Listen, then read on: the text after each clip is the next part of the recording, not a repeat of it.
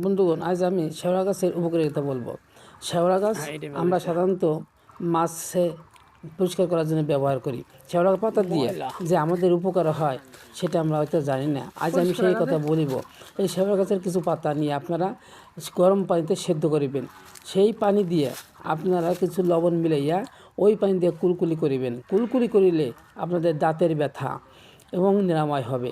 দাঁতের ব্যথা ঘাও যদি থাকে ইনশাল্লাহ আপনাদের এটা নিরাময় হবে।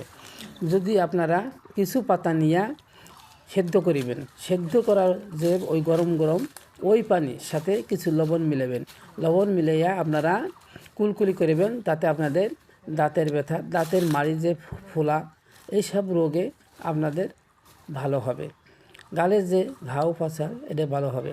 আপনারা এটা দেখতে পারেন, পরীক্ষা করিয়ে দেখতে পারেন যে আপনাদের এটা আসলে উপকার আছে কি না। ইনশাল্লাহ আপনাদের আমি মনে করি এটা উপকার আছে। গাছগাছালি বলতেই উপকার আছে, হয়তো আমরা কেউ জানি, অত আমরা জানি না। তাই সব সময়ের জন্যই গাছের প্রতি বিশ্বাস রাখবেন। আমার কথা বিশ্বাস না হতে পারে, কিন্তু গাছ বিশ্বাস করতে হবে। গাছে অবশ্যই উপকার আছে। এই বলে আমার ভিডিও শেষ করছি। ভালো লাগলে আপনারা লাইক শেয়ার কমেন্ট করবেন। ধন্যবাদ।